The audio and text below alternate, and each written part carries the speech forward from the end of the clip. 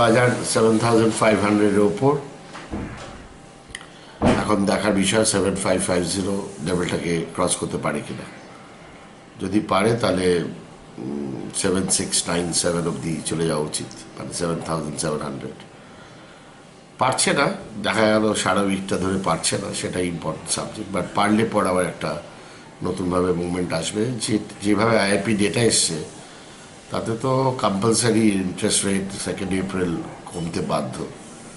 সে 25 basis points হোক না 50 basis points হোক, তার উপর একটা অফকোর্স স্পেকুলেশন হবে। বাট ইন্টারেস্ট রেটটা কমছে, সুতরাং বাজার সেইখান থেকে একটা কিউ নিয়ে। ডেটাটা একটু ইম্পর্টেন্ট কি, মানডে আমাদের WPI অ্যান্ড CPI আসবে, সেখান থেকেও একটা কিউ বাজার পেয়ে যাবে whether the interest rate will get cut or not. এখন these are temporary matters.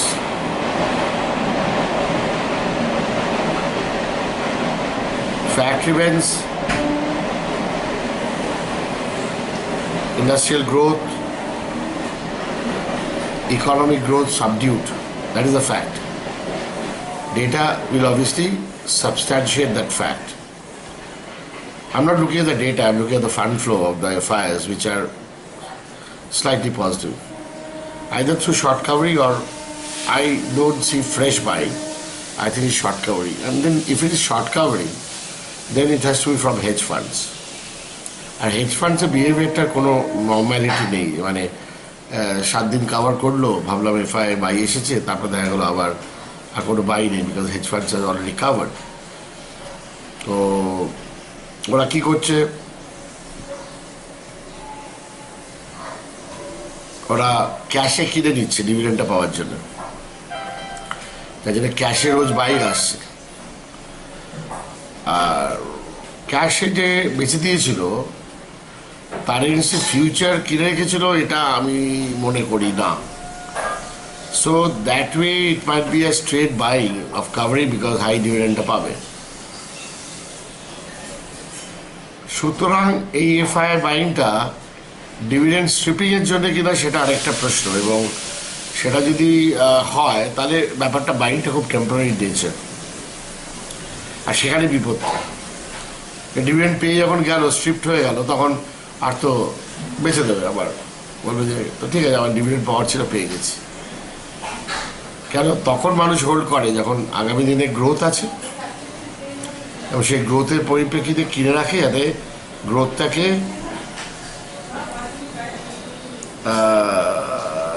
Arrest করতে পারে in terms of share price. তো ইন্টেলিজেন্ট ইনভেস্টার্স তারা গ্রোথটাকে অ্যান্টিসিপেট করে কিনতে পারে টাটা মোটরস কিংবা বেবি মারুতি। JLR-এর অনেকগুলো ভালো ভালো মডেল বেরোচ্ছে। JLR sales have picked up by 17%। মারুতির নতুন লঞ্চে ম্যানেজমেন্ট নিজেই বলছে যে we will do better than last year, and the price have corrected up to 3,200, now 3,600. So there's a reason why they will try to buy Maruti. সুতরাং থিমটা কি করে খেলবে, যেমন যেমন খেলবে, আমি অ্যান্টিসিপেটরি থিমের কথা জাস্ট আলোচনা করে রাখছি, so that you have room to play. Now let's look at the private banks. And let's also look at the PSU banks. সারাটা বছর ক্রিসিল কোনো PSU ব্যাংকে ডাউনগ্রেড করতে পারলো না, আর সব যখন হয়ে গেছে তখন গত শুক্রবার 8টা PSU ব্যাংকে ডাউনগ্রেড করলো। তো ক্রিসিল আছে কি করতে? সব কিছু হয়ে যাওয়ার পরে আমাদের বলতে যে খুব খারাপ, খুব খারাপ, খুব খারাপ। ওদের তো কাজ জ্বর বাঁধলেই বলা যে এই জ্বরটা সাধারণ জ্বর নয়। তো এই যে reactive kind of credit rating, I'm just not liking all this. It has to be proactive. এবার fourth quarter-এ অ্যাডভান্স ট্যাক্স কীরকম হচ্ছে সেটা বাজার দেখবে, আর দেখবে যে মার্চের পরে এপ্রিল মাসে এনপিএ প্রভিশনিংটা কী লেভেলে হচ্ছে। সো এই দুটো থিম আছে আগামী দিনের জন্য।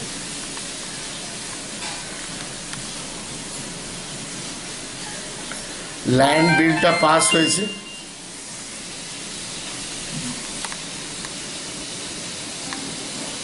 আপার হাউসে একটা পজিটিভ গভর্নমেন্ট ওরিয়েন্টেড স্টান্স বলবো।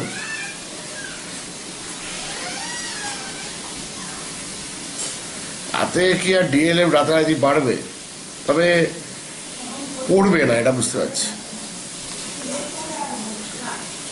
And that doesn't necessarily mean that DLF is a buy, though technically I expect some bounce backs. তাই ধরুন টিসকো কি দারুণ মুভমেন্ট করছে। What has happened in steel? Nothing. But technically এক্সপেকটেশনের জন্য TISCO move করছে। So একটা দিক হচ্ছে টেকনিক্যাল আর একটা দিক হচ্ছে ফান্ডামেন্টাল আন্ডারস্ট্যান্ডিং। আচ্ছা, আমার কাছে অনেকগুলো প্রশ্ন এসছে। প্রশ্নগুলোর নেচার হচ্ছে যে আমি একজন কলেজের প্রফেসর আর ইউটিউবে বসে বসে যেই দাঁত কাঁপানো, হাড় কাঁপানো, মুখ কাঁপানো, শরীর কাঁপানো লেকচার দেবো। আচ্ছা, একটা সামান্য ইনভেস্টমেন্ট করতে গিয়ে এত সব জানবার কি ব্যাপারটা কি আছে মাথা ঢোকে না। Why do we try to understand market from so many macroeconomic aspects as to whether a weak currency necessarily means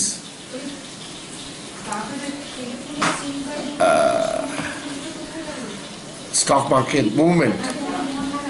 সুতরাং ইন্টারেস্ট রেট যদি বাড়ে, এগুলো সব ইনভার্সলি রিলেটেড। তো ইন্টারেস্ট রেট বাড়লে পর সাধারণভাবে কারেন্সি উইক হয়, আর ইন্টারেস্ট রেট কমলে পর সাধারণভাবে কারেন্সি স্ট্রং হয়। এটা হচ্ছে theory, but that will not be followed by the market if you really go by the situation, for very simple one reason, যারা কারেন্সি ডলার এগেনস্টে ডিনোমিনেটেড মোটামুটি পৃথিবী ওয়াইজ। সো ডলারের বিহেভিয়ারের ওপর কারেন্সি নিজের ট্রেন্ড তৈরি করবে, তাতে সেই দেশের interest rate will not be able to affect it so much. Thus the fiscal deficit this time has been pegged at 3.5%, which means the bond yields are going to be stronger. Now that is provided the fiscal deficit is kept at 3.5%. Because fiscal deficit 3.5% talks about a much more stronger balance sheet and state of finance, which means a stronger economy model. And a stronger economy model will have a stronger rupee. But this has nothing to do with dollar basket. This has to do with internal basket. তো এখন এইসব নিয়ে যদি আমি এখন ইউটিউবে বড় বড় কথাবার্তা আরম্ভ করে দিই, এক তো 2-3 ঘন্টা লাগবে, আর তারপরে কাজে কী দেবে আমি তো জানি না। আসল বাংলা হচ্ছে কিনলে পর কিছু পয়সা পাবো কিনা আর বেচলে পর কিছু পয়সা পাবো কিনা। এর জন্য ইউটিউবের প্রোগ্রামটা, এটা না কারোর পার্টিকুলার জিনিস স্যাটিসফাই করার জন্য, না আমার জ্ঞান দেওয়ার কিংবা নলেজ পরীক্ষা করার জায়গা। সেটা আমি 2-4টে প্রশ্ন যেগুলো এসছে নাকচ করে দিচ্ছি। This is not the forum. আমার আগামী 24 এপ্রিল কলকাতায় post budget seminar 1 day golden park হোটেলে হচ্ছে, সেখানে এসব প্রশ্ন করলে পর না উত্তর দেবো। তাপস চক্রবর্তীর নাম্বারে ফোন করতে হবে, একটা আর্লি বার্ড ডিসকাউন্ট আছে। আর বাজেট পড়ার পরে অনেকগুলো ভিউ চেঞ্জ করেছি, অনেকগুলো স্টক চেঞ্জ করেছি, সেগুলো নিয়ে একটা ডিটেলসে আলোচনা করতে হবে। আমি এই জন্য এপ্রিলটা চুজ করলাম, এই জন্যে যে মার্চের ব্যাপারটা হয়ে যাওয়ার পরে বটম আউট হয়ে যায় বাজার। কোয়ার্টারলি চার্ট এখনও অতটা স্ট্রং নয়, কেন এটা বটম আউট করে গেছে কিনা আমি জানি না। তো কোয়ার্টারলি চার্টটা মার্চ মাসের এন্ডে একটা তৈরি হবে, তারপরে এপ্রিলে সেটাকে রিভিউ করে ধরতে পারবো যে কোয়ার্টারলি চার্ট যেটা এখনো উইক সেটা স্ট্রেংথ পেলো কিনা। Coming to this weeks market,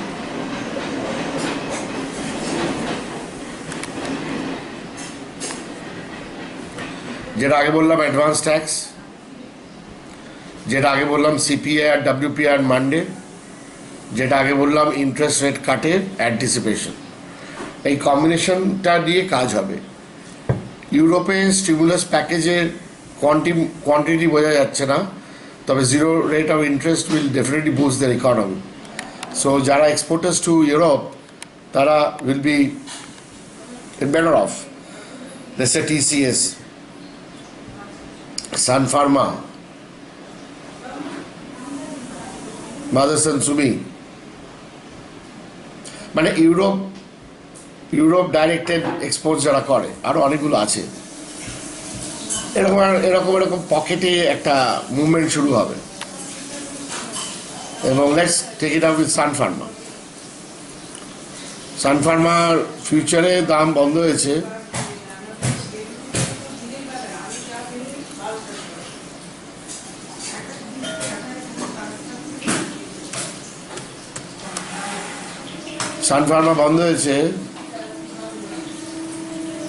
absolutely ট্রেন্ডলেস, but বন্ধ হয়েছে ভালো, বাট ট্রেন্ডলেস। এই ট্রেন্ডলেস টাইমে কেনার জন্য খুব আদর্শ একটা লেভেলস হয়, সেই লেভেলটা মোটামুটি এস্টাবলিশ হয়ে গেছে। 840, তো 840 লেভেলে কিনলে পর বাউন্স ব্যাক মোটামুটি গ্যারেন্টিড। না এই ট্রেন্ডলেস অবস্থায় যেভাবে এটা ট্রেড করছে, আমার মনে হয় we will get a breakout somewhere around 890 ওপর। যদি 890 ওপরে সানফার্মা যদি চলে, তাহলে I will take it to be a breakout. এখন ফান্ডামেন্টালি যেটা একটু আগে বললাম, ইউরোপের ব্যাপারটা মাথায় রেখে এই স্টকটা নিচের দিকে আসলে পর কেনার ট্রেড দিতে হবে, অথবা দেখতে হবে ব্রেকআউট করছে কিনা নেক্সট উইক, মানে এই উইক। সিমিলারলি মাদারসন সুমি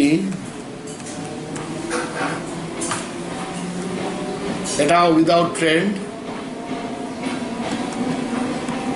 এবং দামটা বন্ধ হয়েছে 242। টিপিক্যালি এটা ব্রেকআউট করবে যদিও মোটামুটি স্টার্টস ট্রেডিং অ্যাবাউট 248, সেই ক্ষেত্রে 275 280 মুভমেন্ট দেখাতে পারে। ওয়েল অ্যাকসেপ্টেড সাপোর্ট লেভেল, এবং তার দিকে সে বাউন্স ব্যাক বারে করছে হচ্ছে 234। 234 গেলে পর একটা 228 স্টপ করে কেনা যেতে পারে। Otherwise you have always the choice to buy above 248 should it start trading, because that will be taken as a breakout zone. The fundamental logic being Europe tending to be stronger is good for these kind of companies. Anyway, the stock from 380 had corrected up to 210. So the major part of the correction is over and now trying to crawl back. So you are on the lower side of the valuation. এটা ওই ভক্সওয়াগনের tickle নিয়ে এই ব্যাপারটা হয়েছে। Otherwise a great company. চলেছে আমাদের আইশার motors, এদেরও ইউরোপে বেশ ভালো সেল আছে এবং এই একটা ট্রেন্ড তৈরি করেছে। মজার হচ্ছে যে এটা taken the highest point at 21,600, সেখান থেকে নেমে আসে 14,800, 21,600 থেকে 14,800। এবং এখন 20,000। তো অলরেডি 6,000 পয়েন্ট বেড়ে গেছে, মানে 6,000 টাকা বেড়ে গেছে। কারণ কটা লোক জানতো যে 6,000 টাকা বেড়েছে? এক, কটা লোক জানতো যে 21-22,000 টাকার Eicher motors will come down to 14,000? কটা লোক জানতো যে এটা কীভাবে 20,000 হলো? Now this is a breakout point and is trading with a definite up trend. সুতরাং আমাদের স্টকটা থাকবে 19,000, ওয়ান্টস টু বাই অ্যাট 20,000, মানে 1,000 টাকার স্টপে কেনা যেতে পারে। আমার মনে হচ্ছে এটা আগের হাইটাকে ক্রস করলেও করতে পারবে। যখন করবে তখন সবাই কিনতে বলবে, আমি তো দেরি করে কিনতে বলছি।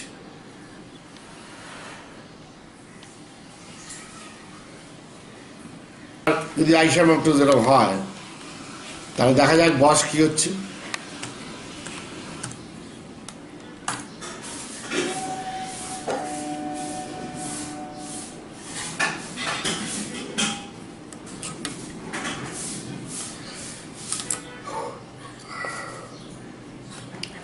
বস্কের এখনকার price 18,000 is in the formative stage of a uptrend. That formative stage of the uptrend will get confirmed once it starts trading above 19,350. তারপরে 18,000 থেকে 19,350 এখন will be taken as a range, এবং সেই রেঞ্জের ওপর দিকে ধাক্কা খাবে ডিফারেন্ট। ধাক্কা খেয়ে বেরোতে পারলে পর ব্যাপারটা দাঁড়িয়ে যাবে। এবং লজিক হচ্ছে যে কেন যাবে না, কি কোম্পানি কি করেছে, কি অন্যায় করেছে নাকি? 26-27 টাকার বয়স কিন্তু 15,000 টাকা দিয়ে এসে এখন 18,000 টাকা।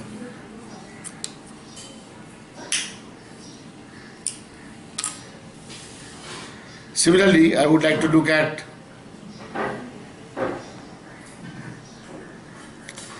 Yes Bank. Nothing to do with Europe, nothing to do with, মানে ইয়েস ব্যাংক এই জন্য চুজ করলাম যে কালকে ক্লোজিংয়ের পরে, মানে শুক্রবারে ক্লোজিংয়ের পরে একটা ইমিডিয়েট হাই ছিল যেটা, সেটার ওপরে ক্লোজ করেছে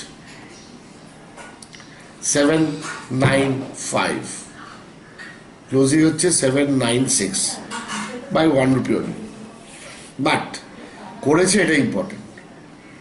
সুতরাং ইয়েস ব্যাংক ঠেলে ঠুলে প্রায় 850 অব্দি গেলেও যেতে পারে,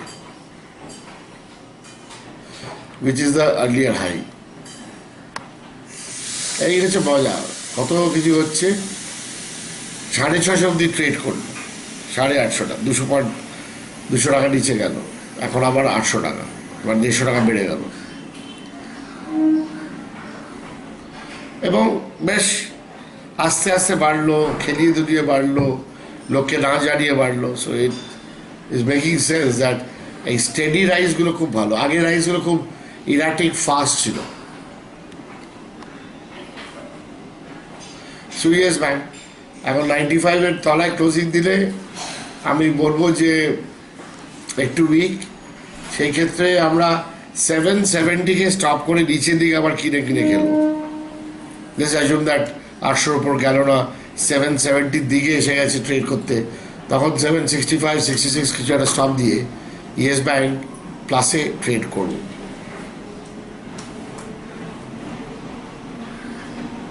তারপর ধরা যাক ইন্ডাসইন্ড ব্যাংক,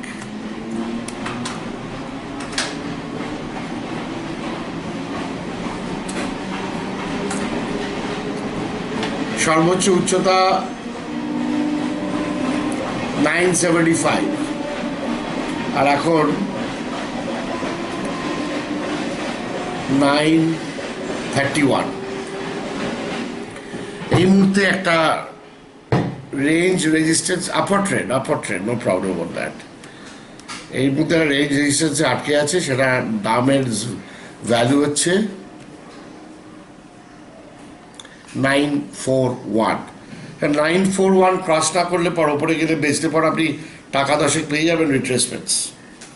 931 যদি সোমবার করে 935 দেখে নিন 941-এর উপর চলছে কিনা, যদি না চলে বেঁচে দেবেন, নো প্রবলেম। আপওয়ার্ড ট্রেন্ড তাহলে তাড়াতাড়ি কিনে নেবে, খুব বেশি ওয়েট করবেন না। It is not an item to be kept under sold conditions, so there buy মাথে করে চলবেন না। মাথে হচ্ছে একটা শেয়ার বাজারের টার্ম, যেটা মারোয়ারি ভাষা, কিন্তু এটা খুব চলে। কেনাটা বলে পথে আর বেচাটাকে বলে মাথে। ইংলিশ ডিকশনারিতে এর উল্লেখ নেই, বাট শেয়ার বাজারের ডিকশনারিতে এটা খুব চলন আছে। তো 941 ওপর না গেলে পর মাথে করে খেলবেন। আর নিচের দিকে এখন আমার মনে হয় এটাকে স্টপ করে আমরা বারে কিনবো। পারফেক্ট স্টপ এটা। কি সেটা? 906। তো কোনো কারণে বাজার একটু ক্র্যাক করলো একদিন, 906কে না ভাঙলে পর বারে ইন্ডাসইন্ড ব্যাংক কিনে খেলবেন। তো এই দিক দিয়ে গেল ইয়েস ব্যাংক আর ইন্ডাসইন্ড ব্যাংক, ওই দিক দিয়ে গেল Eicher Motors, Bosch, consent wise Maruti and Tata Motors. Tata Motors বন্ধ হয়েছে 355 লেভেলে, well tested 335, 32. So retracements are always you can buy Tata Motors. Looks like it's heading towards 380, 385. কেন? জিএলআর এর সেল টেল বাড়ছে, যেটা আগে একটু বললাম। So Tata Motors is a buy. এখন 342 কিনবেন, হাত কাঁপবে, সেসব তো আছেই। আর যদি এই লেভেলটা টাটা মোটরস মেনটেন করে দেয় ওই 350+, তাহলে ঠিক আছে, তাহলে it should move up, no issue.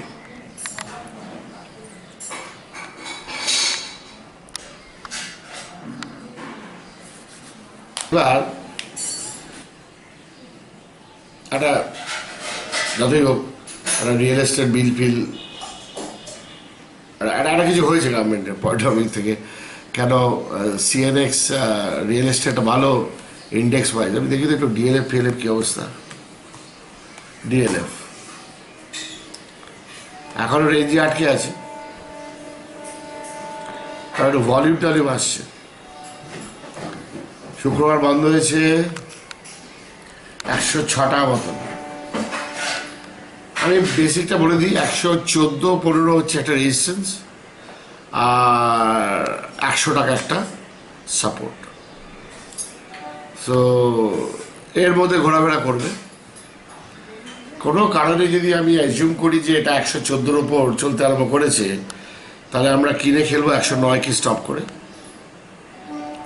সেক্ষেত্রে 122 থেকে 125 হবে টার্গেট এবং সেটা হবে রেজিস্ট্যান্স। আমি হঠাৎ দিয়ে বলছি এই কারণে যে দেখছি যে ফান্ডামেন্টাল নিউজটাকে বাজার রেকগনাইজ করছে কি করছে না, বলছে যে ছাড় তো, অনেক আইন হয়।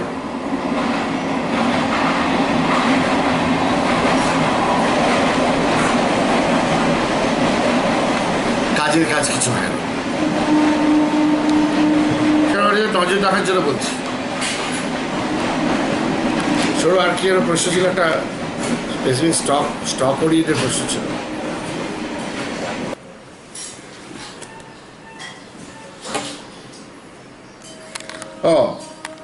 Showbiz Chakraborty, my views on Vatek and Cox and Kings. Vatek তো ভালো হওয়া উচিত, বাজারের পরিপ্রেক্ষিতে ওয়াটেক তো ভালো হওয়া উচিত। দেখি কী হচ্ছে, অনেকদিন দেখি ওয়াটেকটা তো ভালো, আমি তো দেখতে পাচ্ছি। সরো ওখানে চারটা দেখা।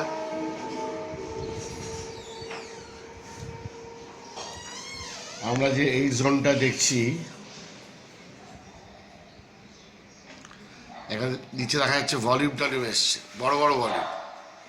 সুতরাং এখান থেকে যে মুভমেন্টটা করেছে মোটামুটি 520 ভালো, চার্ট ফর্মেশন ভালো আছে। একটা তলা থেকে মুভমেন্ট আসছে। এটা পালিয়ে গেল, এটা কোথায়? এইটা হ্যাঁ, তো কেনা আছে ওয়াটেক 465 এখন দাম 4,520, so you are making money. এইবার বড় রেজিস্ট্যান্স আসবে 555। আমার মনে হয় একটা 540 থেকে 50 থেকে একবার বেছে দেওয়া উচিত, রিট্রেসমেন্টে বাই নেওয়া উচিত, অসুবিধা নেই। এই সিরিজটা কন্টিনিউ করবে এবং এটা করলে পর আমার ধারণা, যেহেতু fundamental logic after the budget is positive on ভাটেক, it should be about 620-25 going forward. Cox and Kings, অনেকদিন চার্ট দেখিনি Cox and Kings।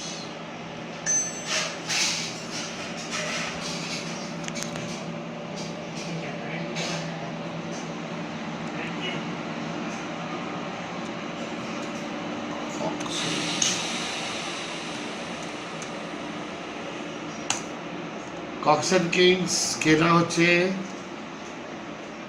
166, ভালোই তো কিনেছে, তলার দিকে কিনেছে।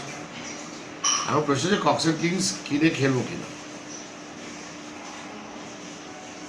আমার উইন্টার সিজন ওভার হয়ে গেছে, সো টুরিস্ট সিজন চলে গেছে। এখন বড় রেজিস্ট্যান্স 178, কেনা হয়েছে 166, এখন বন্ধ হয়েছে 167। বেরিয়ে এসো, there is no logic in keeping Cox and Kings right now.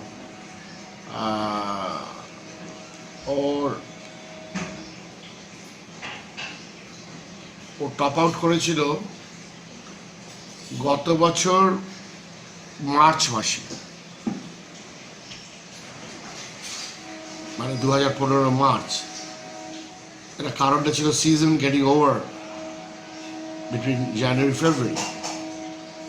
তারপরে এই বছর ইন্টারেস্টিংলি ফেব্রুয়ারি মাসে বটম ফরমেশন করে একটু বারবার চেষ্টা করছে।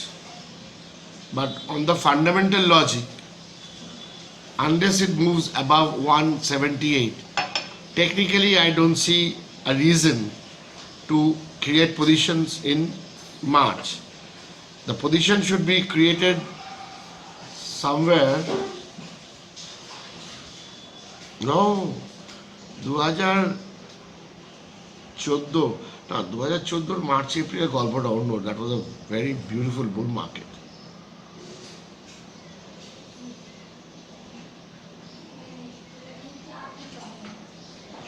Anyway, any rise now is a bounce back and does not suggest a trend up. যার জন্যে I think you should avoid. There's quite a bit of controversy about the thing. I'm not finding the logic why আমি কিনবো এই March মাসে, যদিও 2014 March এপ্রিলে bottom out করে movement শুরু করে।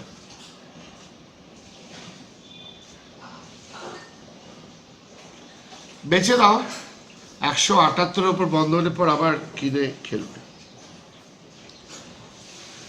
সুতরাং ওয়াটেক হলো, কক্স অ্যান্ড কিংস হলো। অনির্বাণ ভট্টাচার্য,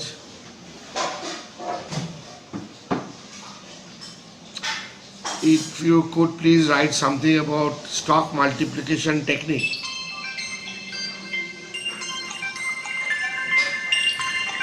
So যেটা বলছিলাম যে পরের সপ্তাহে, এই সপ্তাহে দ্য ট্রেডিং রুলস গাইডলাইন্স, যেটা শেয়ার বাজার নিউজ পেপারে আমি লাস্ট উইকে দিয়েছিলাম, সেটাই will remain valid till I change the guideline looking at the market condition. Nifty future suggestive target 7,700, provided it can trade above 7,550. Bank Nifty is weaker because of PSU bank pressure, এবং যতক্ষণ না 15,450 থেকে 500 ওপর trade করছে, ওপরে গেলে bank Nifty বেছে বেছে খেলতে হবে। PSU ব্যাংকসের কল অনেকগুলো আছে, যেগুলো আপনি 18-19 তারিখ নাগাদ বেঁচে রাখতে পারেন, because nothing is going to happen unless interest rate কাটের জন্য যদি একবার একটা মুভমেন্ট করে, সেটা একটা বিপদ আছে।